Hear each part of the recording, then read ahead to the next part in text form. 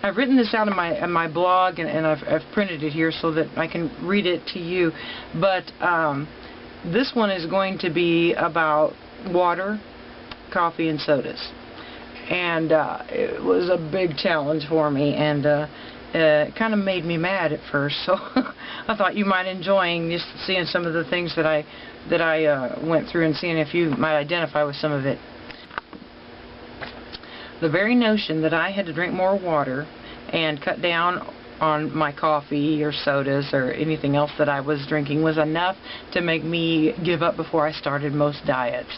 The idea that I had to do it all at once, I knew I couldn't do that, and I'd not even try it. I gave myself permission to take small steps, and that made all the difference. I never even told myself that I had to get to any of my goals of better health or weight loss. I just had to take the next small step. Hang out there for a while, and then when that step got comfortable, and I was okay with it, when it was just commonplace for me, I'd get my courage up and take the next little step. I didn't like hearing that I needed to drink more water any more than anybody else does. I love coffee and I love sodas. Atkins recommends limiting to 2 cups of coffee a day, and I started out at 2 pots of coffee a day. You may not be the kind of coffee drinker I was, but if it's something you're struggling with, you may get help from this. I don't know. I didn't make any overnight changes. That may work for some people, but being so used to that feeling of shaky, sad deprivation that I felt on so many low-fat diets, it felt like self-abuse to cut down on my coffee. And I know that doesn't make sense because it's good for us, but it felt bad to me. It hurt my feelings to cut down on this. Coffee felt good to me, and it still does. And I didn't want to deprive myself. Okay.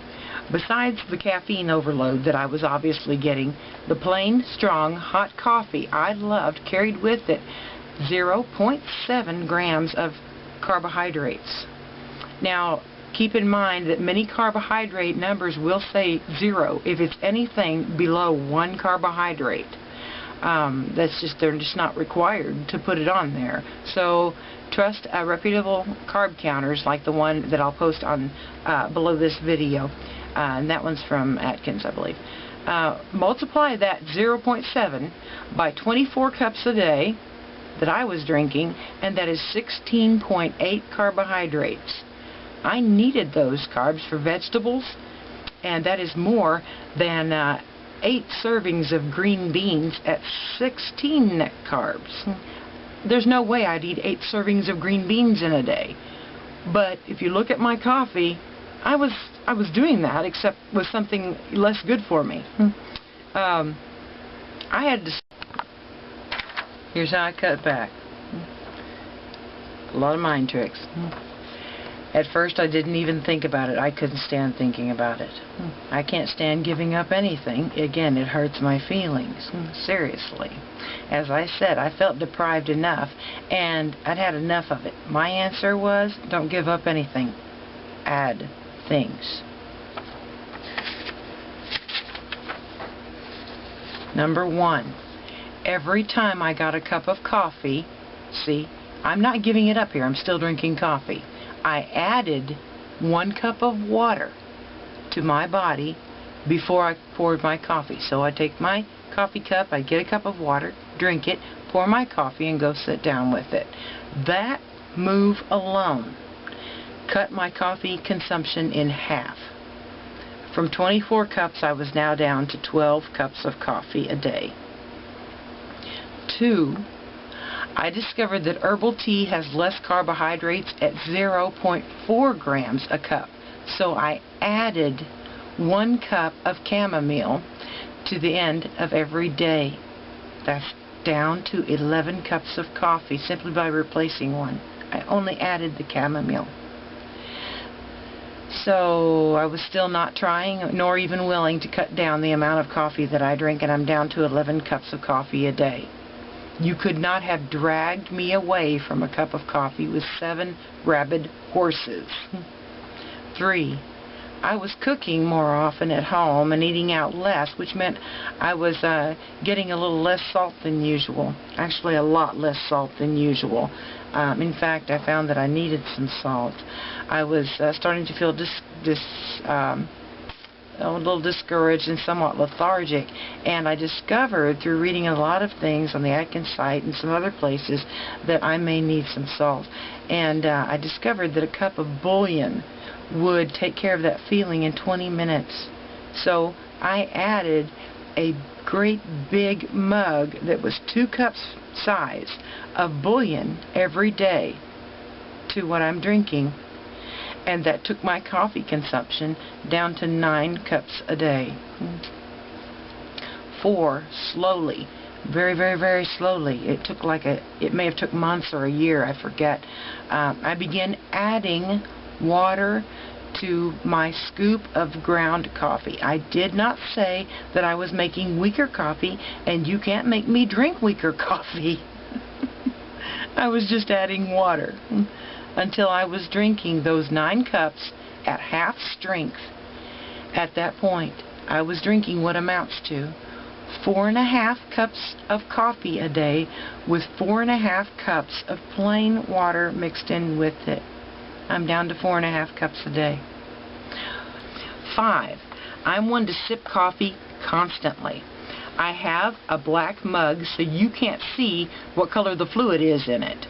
I tend to reheat my coffee in the microwave when it gets cold. My cup was empty one day, and getting my usual added 1 cup of water before my beloved coffee, I had to leave the room. When I came back, I forgot that it was water. I put it in the microwave and heated it. I took it to my computer and was sipping about half the way through when I realized this was not coffee, but plain hot water. I added 2 cups of steaming, comforting, soothing hot water in my beautiful big black mug, now filling it decadently to the rim 2 times a day. I was down to 2.5 cups of coffee a day from 24. 6. My coffee became a daily treat rather than an all-day standard for me. I made a ceremony of it. Need I repeat, I love my coffee, and you can't take it away. I have a lap blanket that I must have with my coffee. Sometimes it calls for added music. Again, every time, I never gave up anything. I always added something, and that would push the other out of the way a little bit until it was down to a point where it was manageable for me, or I was losing weight, or I felt better. I have to be careful with coffee, and it can so easily, for me, crank up to the amount that I drank. After about a month ago, rather, I was up to the 6 cups. It was 12 cups of my half coffee, half water. And using exactly the method that I just talked about, I was able to bring it back down again. One of the points was with coffee and with many other foods is that I had to identify what it was exactly that I loved about this. One thing I loved about coffee was holding that big warm cup in my hands close to my body. It was a comfort object for me, and I didn't have to give that up because I could put things like bouillon in there, like plain water in there, like different herbal teas in there. Any warm beverage in that cup does the same thing, and I would never have thought that would work. I'm a hardcore coffee drinker, remember. I love the calming sensation of having coffee. I added things like my lap blanket and music to calm myself. Incidentally, I found that I am actually calmer without so much caffeine. I knew it was a stimulant, but it made me feel calm. It has that effect on a lot of people. So I couldn't give up that rare and precious calm feeling. I had to find other ways to keep that in my life and even expand on it. I like more of just about anything that feels good, and Serenity does. I did things like meditation, taking long showers, or a whole list of things that I'll get into in another video. But anyway, I did not start a diet one day with 100% of me. I made small changes like this as I went along, and over 8 years later, I'm still a work in progress. I hope this helps, and I'll have some other tips as I go along. Thank you for watching, and I'll try to upload something in about a week. Bye-bye.